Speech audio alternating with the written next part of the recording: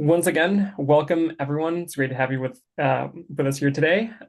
Welcome to the fourth feedback session as part of SCBNA's public engagement series with the Nature Record. I'm Bernie Traversari, and I'm the managing director of SCB North America. Um, if you've been to any of our feedback sessions in the past few weeks, feel free to tune off for the next 5 minutes. We'll go through a quick introduction before we dive into today's presentations. So, if you're not familiar with SCB North America, I always like to go through a quick introduction of our organization. We are a professional society dedicated to advancing the science and practice of conserving Earth's biological diversity. That means that we support everyone and anyone engaged in conservation in North America, and we do that through a variety of different means. That includes professional development opportunities like this public engagement series. We also host a number of research and publication journals that are available to members and non-members. And we also host a biannual conference, the next iteration of which will take place this summer. And I'll talk a bit more about that once we get to the end of today's session. So, what is SCBNA doing with the Nature Record? We are very fortunate that we engaged in this partnership to help promote the assessment that is being undertaken by the Nature Record. As a part of that promotion, we've scheduled a couple of overview sessions that are available on our website, and then we're also hosting these feedback sessions so that folks get to know a bit more about each of the chapters in the assessment and also get to interact with the chapter's leads that are here with us today. So the way that things are going to work is you're going to hear from the chapter leads for a few minutes, and then we're going to split everyone into individual breakout rooms so that you can share your feedback and have more in-depth discussions. However, before we dive into today's presentations, I did want to go through a couple of housekeeping items just so we're all on the same page. First off, if you want to have closed captions during today's presentation, I encourage you to turn them on your side. We try to include closed captions in our recordings, but that doesn't always work. So we encourage folks to turn them on independently. In addition to that, we remind everyone that the chat function will be available throughout presentations and also in each breakout room. So as presentations are going on and you have questions, please feel free to include them in the chat. Someone from the Nature Record will always be monitoring the chat and will be able to answer your questions as we go along.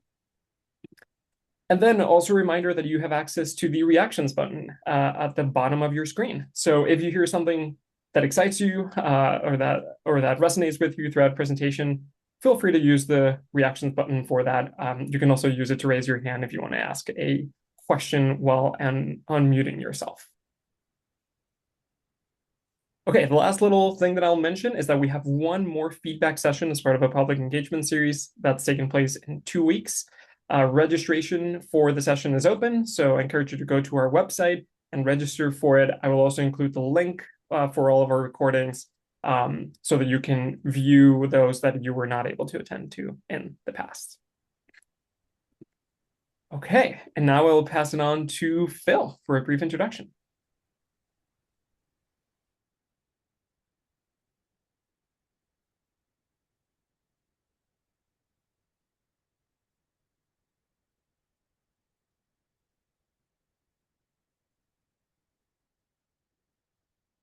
Oh, Phil, I think you're muted.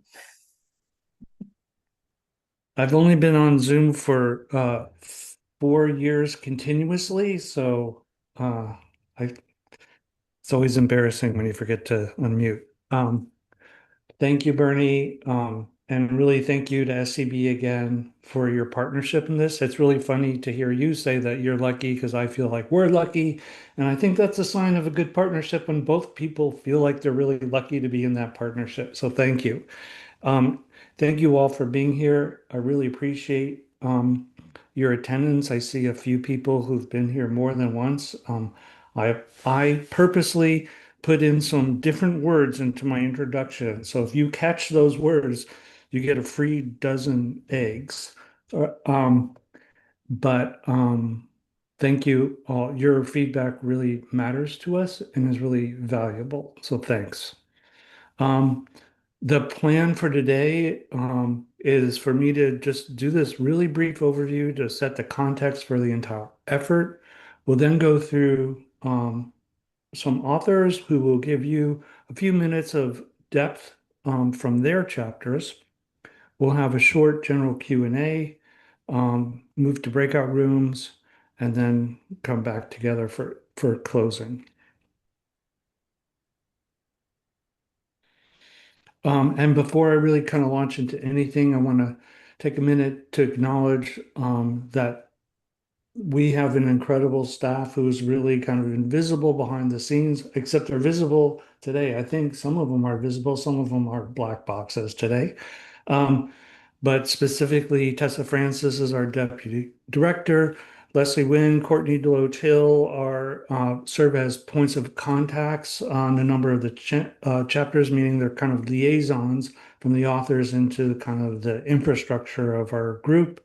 Athena Berlino has been in charge of sort of organizing these webinars and many others. And so we thank her for her lead on engagement and partnerships, and then I'm the director of this thing.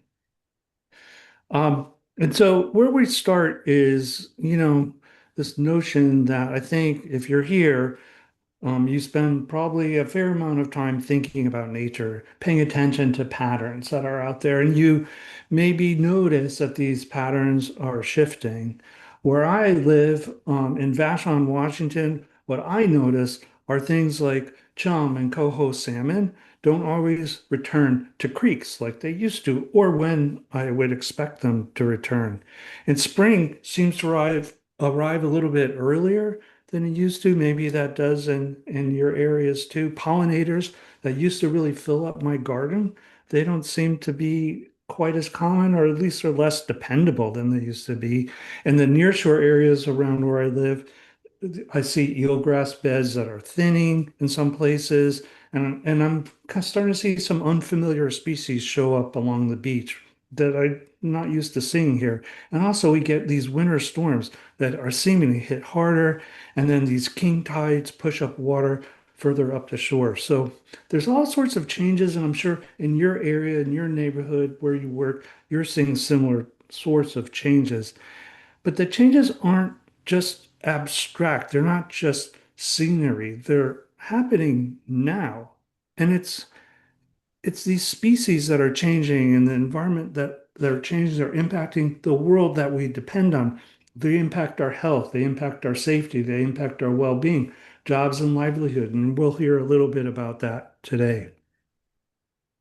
But despite decades of research in climate and environment space, we really lack this clear, consistent, coherent picture of how nature is changing across the country and what those changes mean for real people in real places. So that's really our fundamental purpose of the nature record, to bring together what we know about lands, waters, wildlife, and what that means for our choices ahead. Because if nature shapes us, then the decisions we make today will shape what comes next. Our effort is really comprised of two parts. The first part, which we'll spend a bit of time today talking about, is the knowledge assessment. So this is the nature record as a sort of most people know it. It's an effort to assess the status, trends, and future options for U.S. lands, waters, wildlife, ecosystems, and all the benefits that they provide. So that's like our core mission. But to make that assessment resonate and be useful, we are also generating a whole series of companion products. And these are diverse products that allow us to expand the relevance of the knowledge assessment and enable its use. Our effort began in 2022 as a federal effort. During that time, we did some scoping and initial drafting. In 2025, because there were changes in priorities in the administration, we became an independent effort known as the Nature Record. We are now in the middle of a peer review and public comment period. We will be accepting public comments through the end of May, and our peer review will be delivered to us in June. We plan an online release in the fall of 2026. And then shortly after, we will be releasing the entire thing as a book published by MIT Press that will be free. It will be a free ebook, and you could purchase at for modest price the paperback version. So as I mentioned, there was a lot of scoping and early development that took part in the early development of the effort. This included a Federal Register request that produced 3,000 different comments. We had listening sessions with lots of different sectors that are engaged in the environmental spaces, such as farmers and ranchers and fishermen, coastal zone users, healthcare professionals, uh, outdoor recreation users, and on and on. We conducted a number of consultations with tribes and Alaska Native communities, and we also had Native Hawaiian engagements.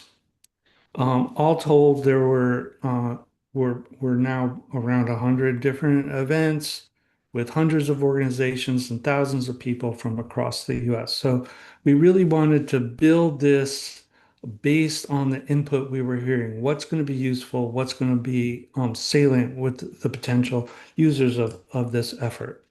And all that led to us really focusing on three general questions. The first is what's happening out there in the world. So this is what is the status, trends, and future of marine, freshwater, and terrestrial ecosystems. What are the drivers of change that are creating these trends in those ecosystems? And how do people connect to nature, and how is that changing over time? The second major question we ask is, why does any of this matter? So in addition to simply the changes in nature itself, which does matter, we also wanted to know the role of nature in climate mitigation and adaptation and cultural heritage, the economy, so jobs and livelihoods, and more. Health and well-being and risk resilience and security. And we'll hear about from a number of the chapters that focus on this topic today.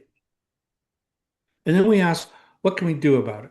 So, are there opportunities to learn from successes across the country? So, place-based examples where the community came together, did something positive, and can we take from these bright spots lessons that can be transferred across the country? And then we also look for opportunities for new or improved policies and practices, either in government or business or elsewhere in the private sector. All the work that we're doing is framed in the context of best practices and frameworks and scientific assessment. We center climate change and equity and environmental justice throughout the assessment. All this led to a table of contents that looks like this, which has 15 separate chapters. Each of these chapters, except for the first two, are been part of the webinar series that you're part of now.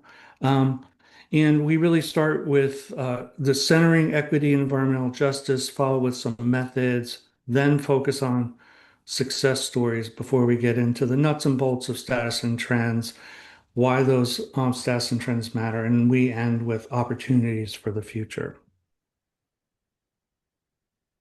We are targeting a broad audience that includes policymakers, practitioners and land managers, business leaders, educators and students, and really folks who really need this information, want this information in order to make decisions or impact their lives.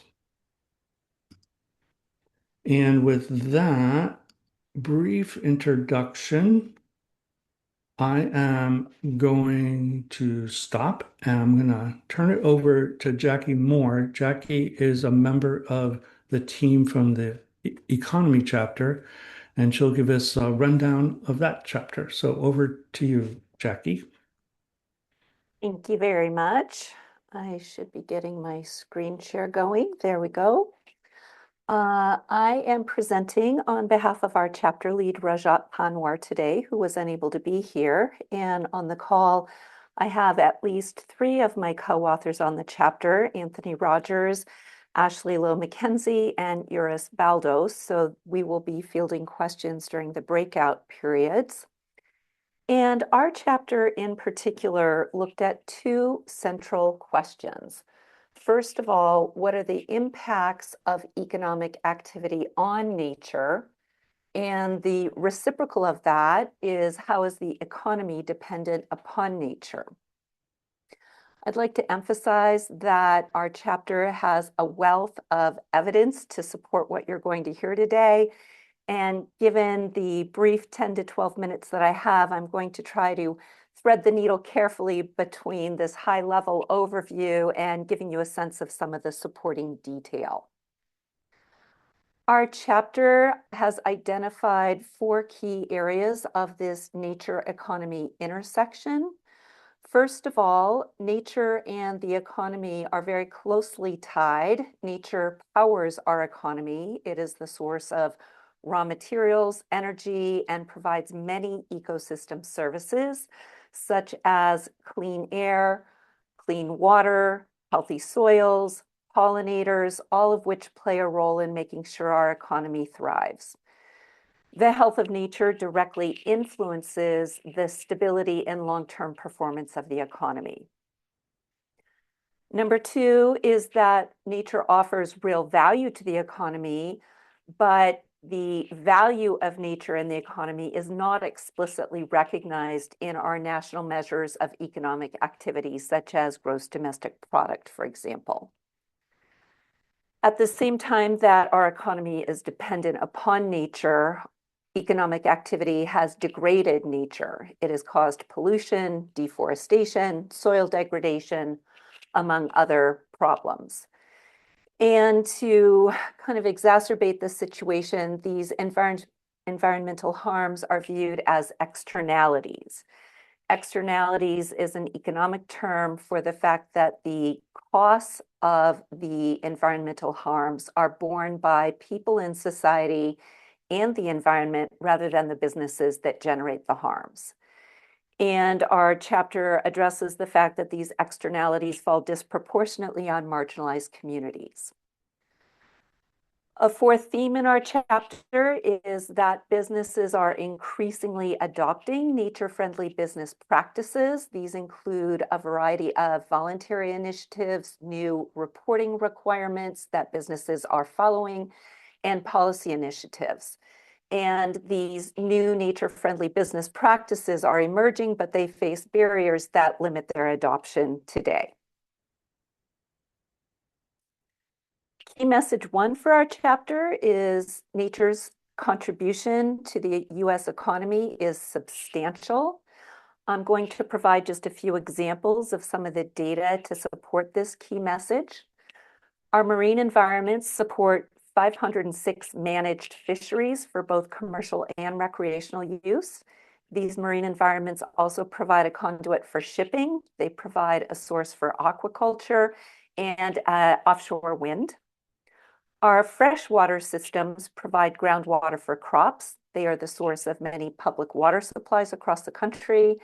They generate electricity and they create wetlands, which are an important source of biodiversity and also ecosystem services for nature. Insect pollinators contribute an estimated $34 billion to the US economy. And many of these contributions, as I said previously, are not included in our measures of economic activity.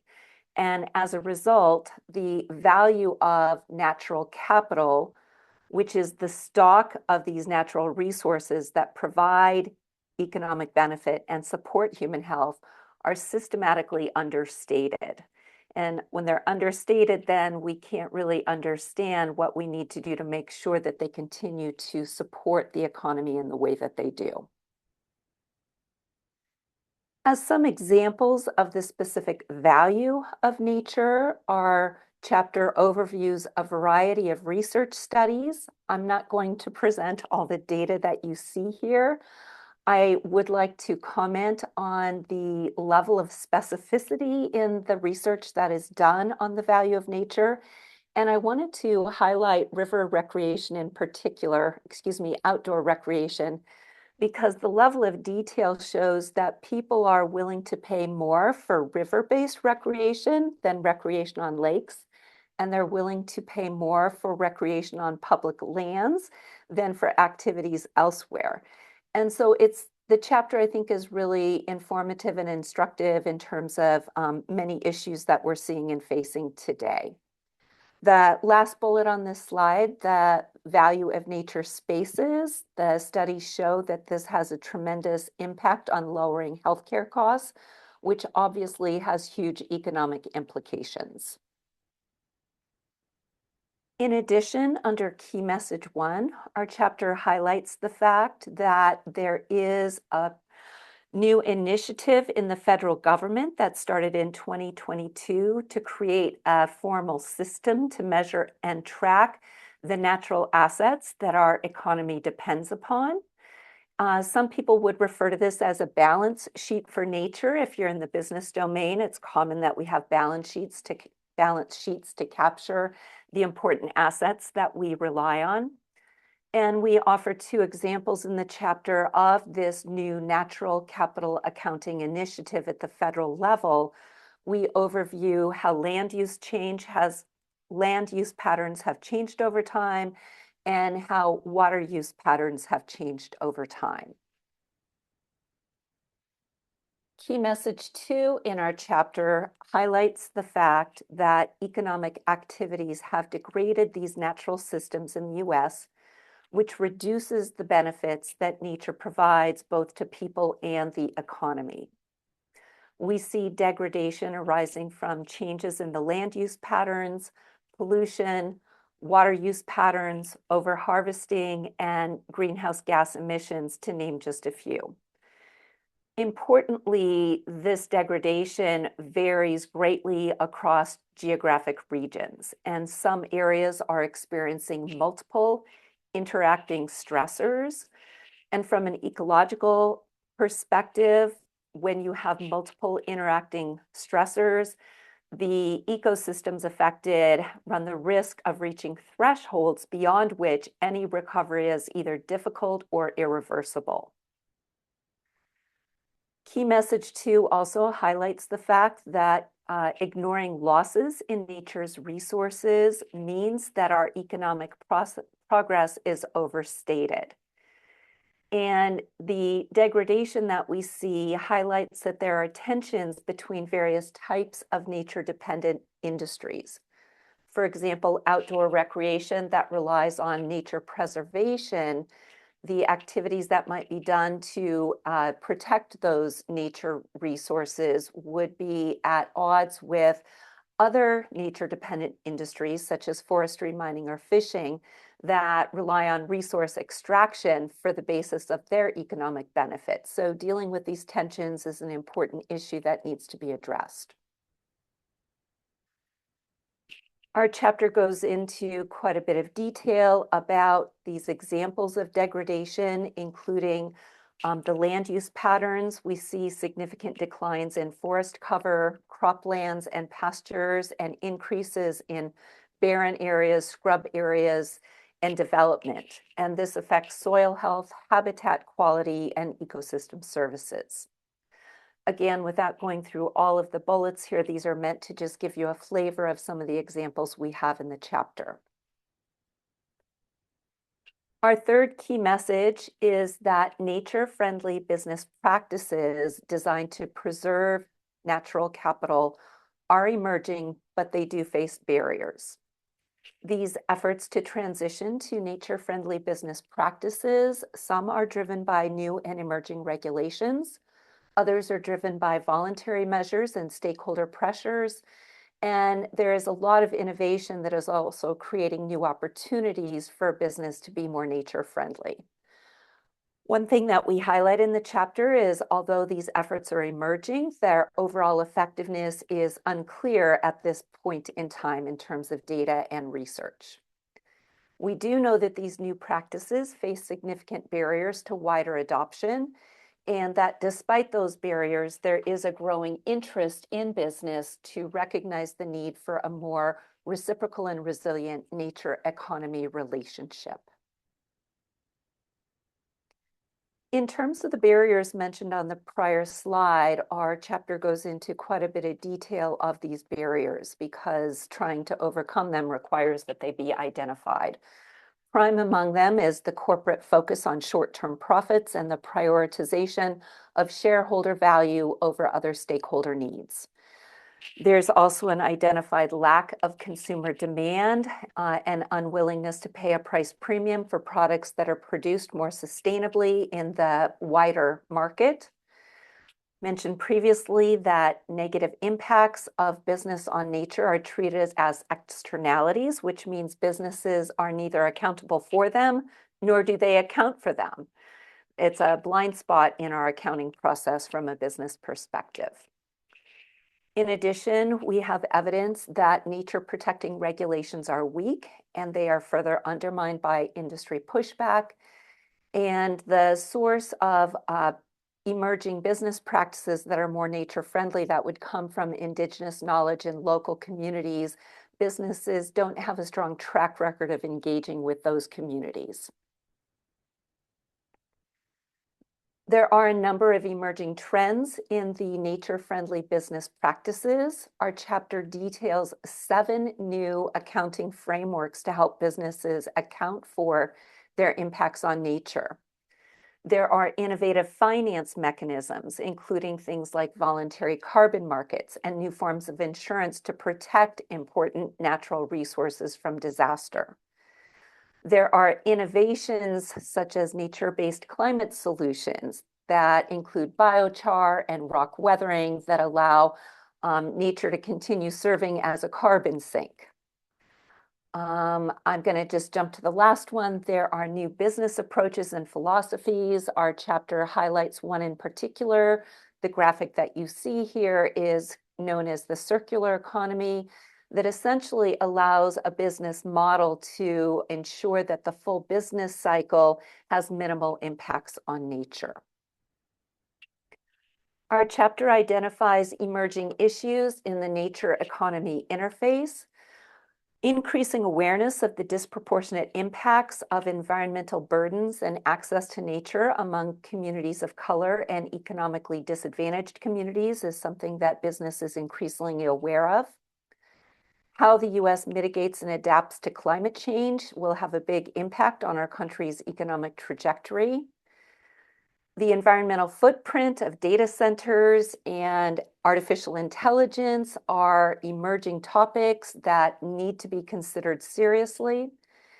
And business education and leadership training have historically done a poor job of integrating natural capital considerations and business impacts on nature as a formal part of the education process, even though there are some trends that would suggest that's changing.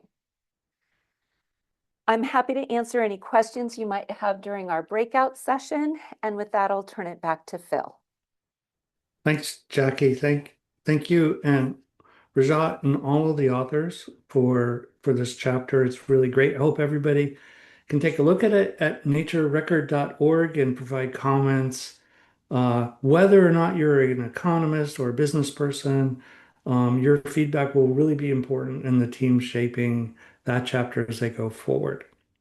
That brings me to our next speaker, Todd Bridges. I'm just saying that because I think that's next. I think I got that right. I was waiting for Tessa to shake her head no. So Todd is the lead author on the Nature, Risk, Resilience, and Security chapter. And I will turn it over to Todd and take it away. Okay. Thank you, Phil. And our chapter title is represented here on Nature, Risk, Resilience, and Security in the United States, and follows nicely off of Jackie's presentation on economics.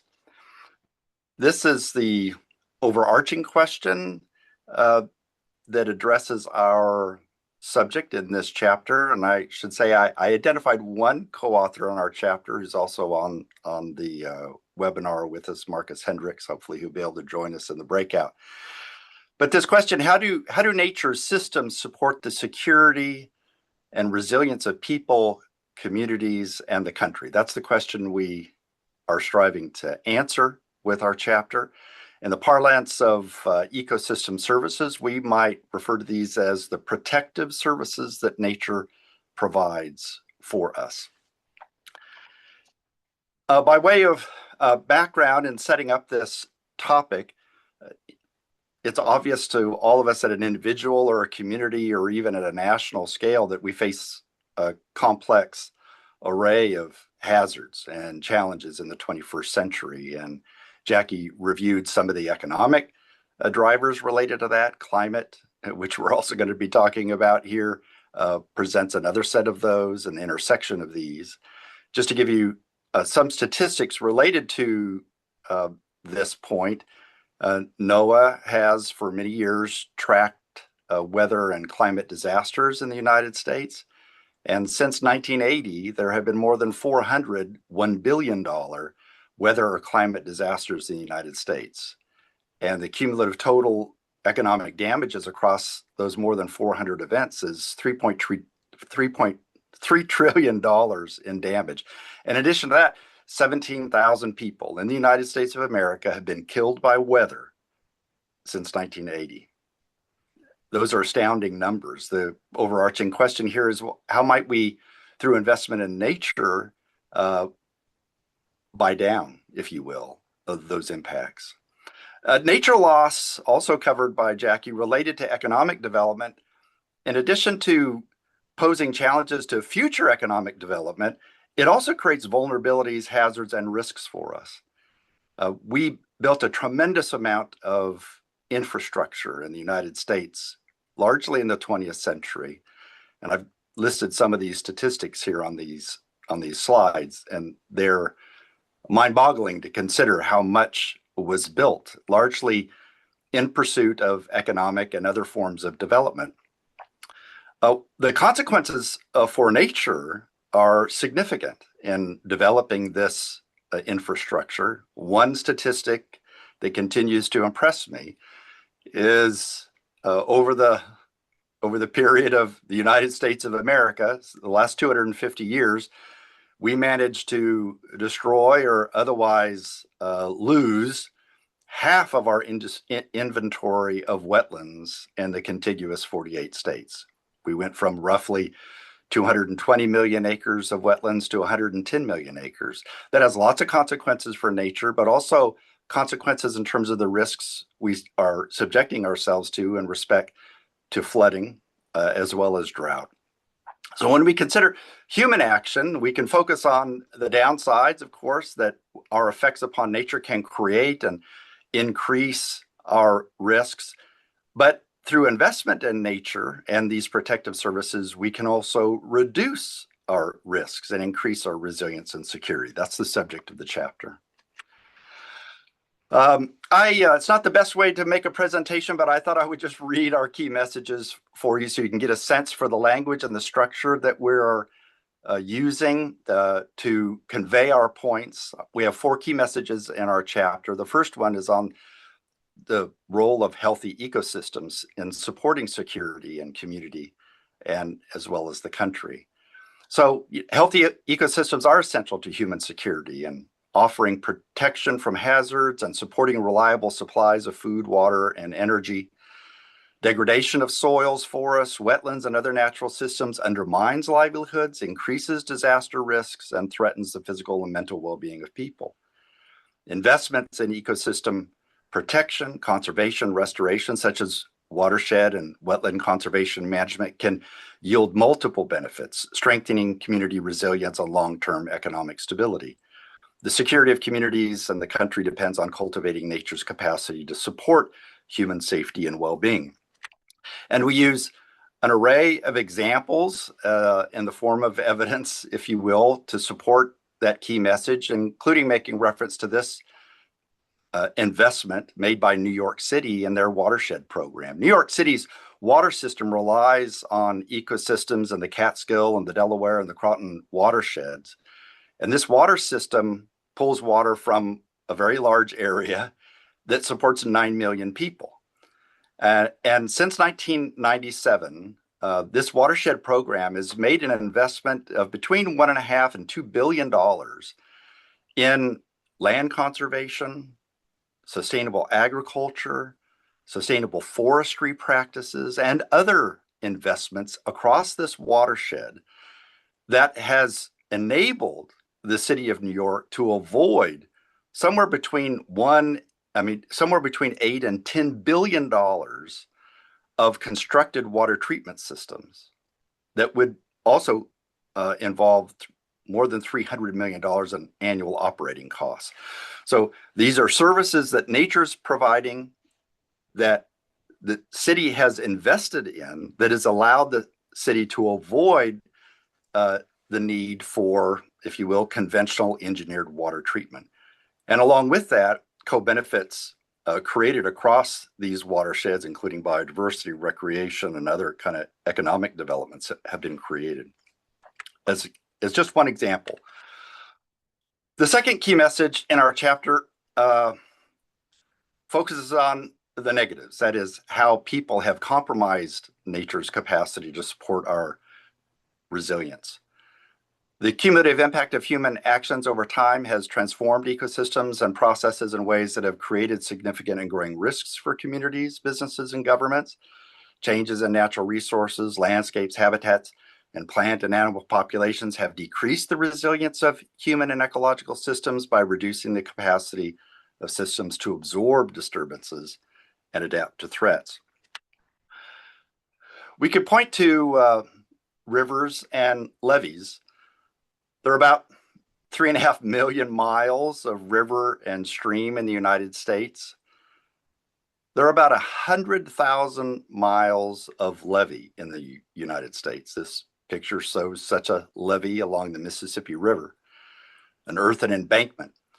The purpose of levees is to confine the flow of that river, to restrict it and restrain it, and as a result, to provide space and land for human development, ranging from agriculture, which is the case in this photo, to the development of cities. Levees have a lot of consequences, including disconnecting rivers from their floodplains. And the Mississippi River is disconnected from over 80% of its historic floodplain. In 2019, just one particular event, a very noteworthy event, flooding in the Midwest within this basin, including the Mississippi River, produced $20 billion. This one period of flooding, $20 billion in damages to property. Some feedback. In addition to $1 billion in structural damage to the levees themselves. And the evidence is, I don't think that's anything I'm doing.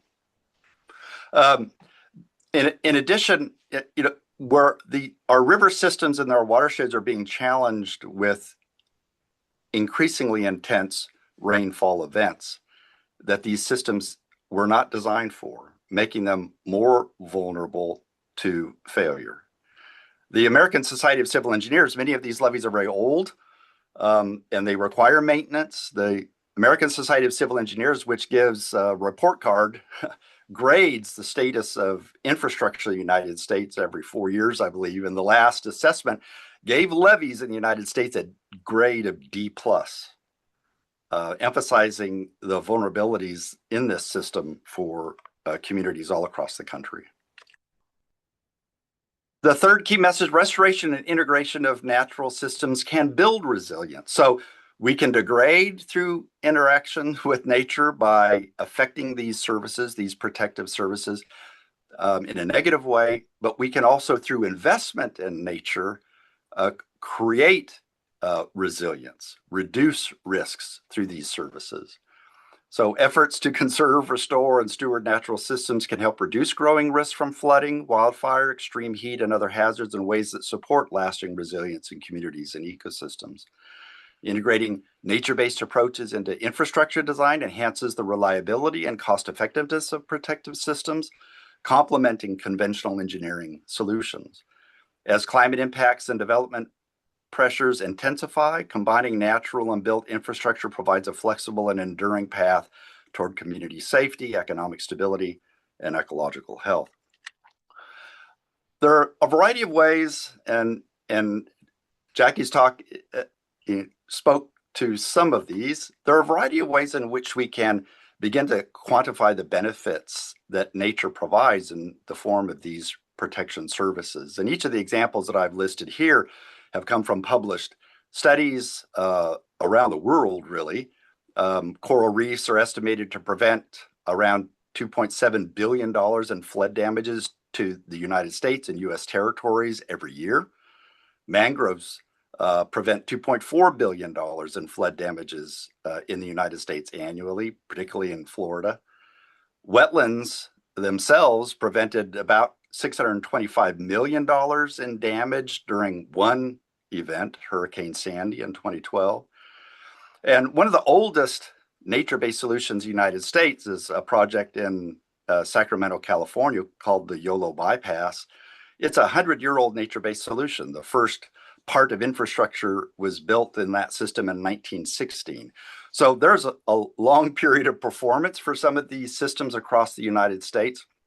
And the opportunity for us is to draw lessons from those projects over time and find ways to scale them appropriately in other places in the country. The last key message is on human security and the opportunity to partner with nature. The security of individuals and communities and nation states depends on integrating natural and human systems to ensure they exist in better balance. Population growth, economic development, and technological change are intensifying pressure on the environment, contributing to the unsustainable consumption of natural resources. These dynamics are disrupting ecosystem services, climate stability, and access to natural resources that are vital to human, economic, and national security. A commitment to new ways of engaging with nature would help protect people and communities against risks and improve societal resilience in ways that strengthen individual and national security. Just a few examples that have relevance within our defense security system in the United States. In 2018, Hurricane Michael caused $5 billion in damage to one facility, Tyndall Air Force Base in the Panhandle of Florida. In 2019, flooding caused $1 billion in damage to Offutt Air Force Base on the Missouri River. Tyndall Air Force Base incorporation of natural infrastructure approaches like beaches and dunes, oyster reefs that address the issues related to coastal erosion. That kind of natural infrastructure, nature-based approach was incorporated in their planning for resilience, and they've been recognized both nationally and internationally for incorporating those kinds of strategies. In 2010, the U.S. Army Corps of Engineers stood up an entire program on nature-based solutions called Engineering with Nature, and I was fortunate enough to lead that program for 13 years when I was with the Corps. So the makings of progress, we identify four main areas for moving forward. First relates to how we actually communicate to meet the challenge, and our need to engage in different ways across communities, across sectors, and society at large in identifying ways in which nature supports these really acute needs that we have to provide for safety, resilience, and security in our communities. We need to partner at new levels. And how can we partner across organizational boundaries to solve system scale problems? This includes partnering across government agencies at the federal level or between federal and state and local government, but also across the public and private sectors to scale nature-based solutions in a way that will provide meaningful value. We need to develop capacity. How do we share knowledge and experience on leveraging nature to address risk and resilience challenges? For example, how can we translate the experiences of 100 years of the YOLO bypass project operating to other places in the country that need similar kinds of solutions? And then how do we foster innovation? How do we stimulate innovation in policy and practice to enlist nature's support for us? And that concludes my presentation. I look forward to the breakout discussion. Thanks, Todd, and thanks to all the authors of that chapter. And again, you can find that chapter at naturerecord.org, and we'll keep saying that over and over again. And we look forward to your feedback on that chapter. For our final speaker today, I'm going to turn it over to Chris Field. Chris is the chapter lead for the chapter on on climate change. And I see a couple of other authors from that chapter here as well. So thanks to all of you for all the work you've done. Over to you, Chris. Thank you, Bill. And thanks everybody for joining today. The question of climate change in nature is a little different from many of the others. We have a long history of thorough scientific assessments of climate change from the U.S. National Climate Assessment and the Intergovernmental Panel on Climate Change. So the background is really rich, but we never have had a chance to really carefully review the impacts of nature from impacts of climate change on nature from a nature-specific perspective. And one of the real opportunities we have here is to unfold the implications of this really significant factor. It's been called out already in several of the examples that both Todd and Jackie have presented.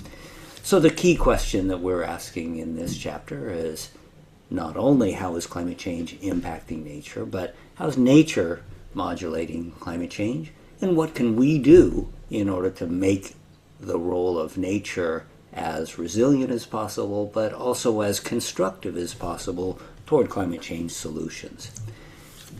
The background, clearly, we face a rapidly warming planet. There's no question that the warming climate has already impacted nature, and there's no question that the implications of the changing climate for nature are complicated by other things we're doing to the Earth system in terms of land use, land cover, altering ecosystems, draining wetlands, the things that are underscored in other chapters.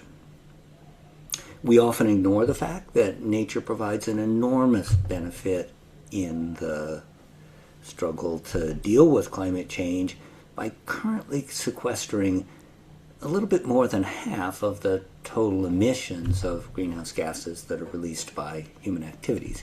It's worth really underscoring that. In the absence of nature, we would be seeing atmospheric CO2 and warming increasing by something like twice the rate that they currently do as a result of the huge subsidy that nature is providing for free and that we tend to ignore. But we also see increasing evidence that this gigantic free subsidy we're receiving from nature is under threat. It's under threat as a consequence of direct human actions, and it's under threat as a consequence of indirect actions driven through the changing climate in many regions of the Earth that have previously acted as robust carbon sinks are either fading or have already transitioned to sources. So what we need to recognize in the future is that our ability to deal with climate change is going to depend on effectively partnering with nature, but it also depends on our ability to limit the amount of climate change that occurs, opening the aperture for nature to be as impactful as possible as an ally in tackling the climate crisis. So we have three key messages that are relatively simple.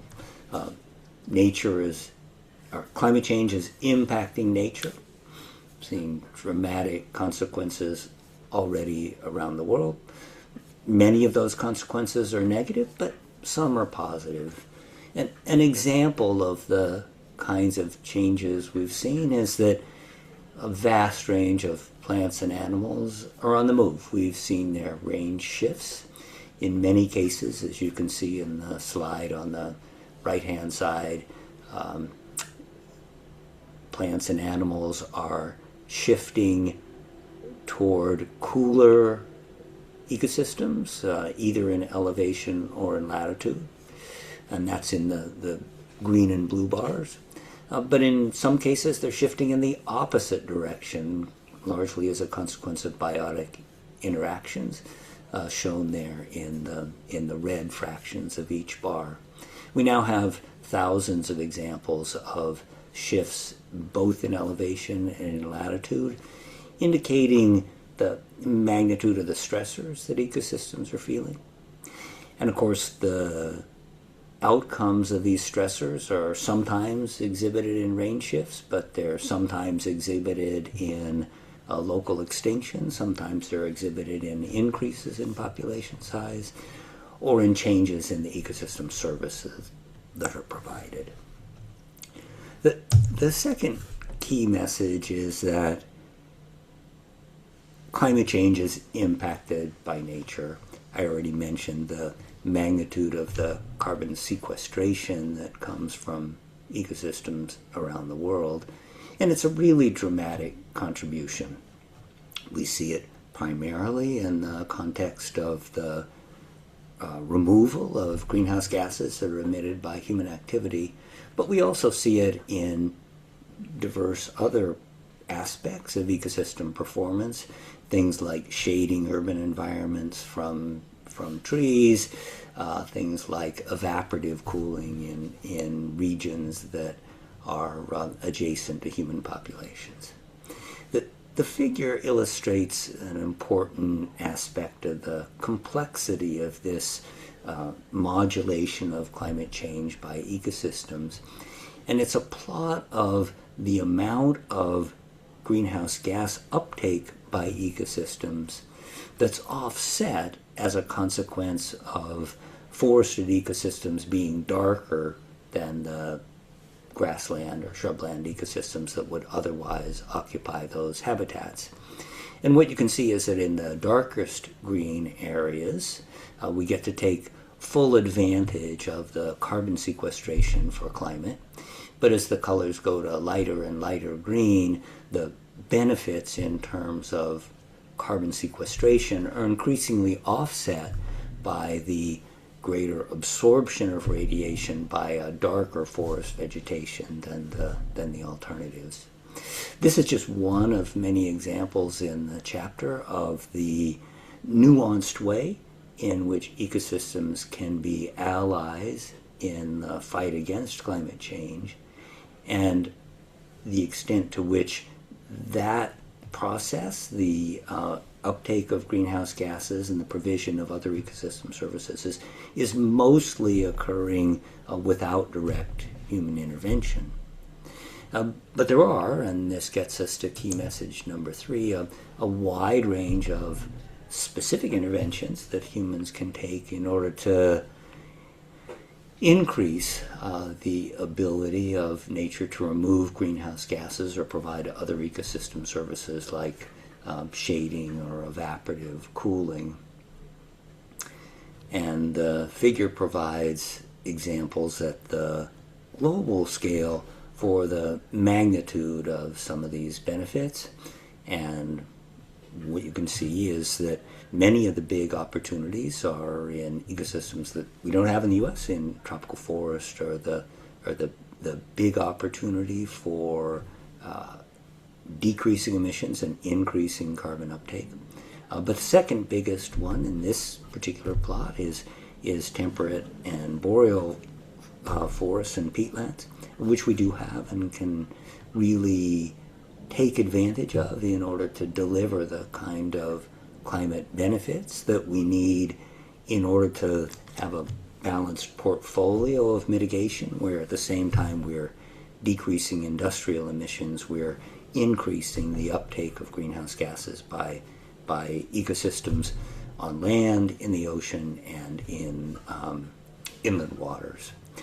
A wide range of benefits that, as I close on this, I just want to emphasize that our ability to mobilize these solutions to climate change depends on limiting the amount of warming that occurs. And the kind of final message from the chapter that really needs to be underscored is that if we are going to be successful in mobilizing ecosystems to be powerful allies in fighting the climate crisis, we need to limit the amount of climate change that occurs, and we already are entering a very clear danger zone in terms of the amount of warming that's occurred.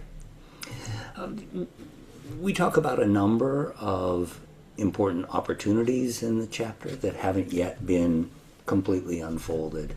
How do we think about novel approaches to conservation, things that range from rewilding to potentially de-extinction. But how do we think about zoos? How do we think about museums?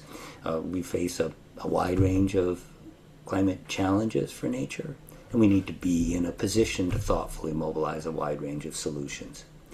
How do we think about the potential for conflict between mitigating climate change and conserving and enhancing nature? We need a lot more area dedicated to generating electricity or transmitting electricity.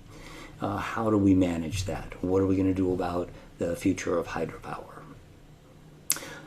How do we create an environment in which we appreciate that conditions are changing faster than we've ever dealt with before, and that we need to make decisions that provide benefits in the near term, but don't restrict us to unacceptable constraints in the longer term? How do we maintain flexibility?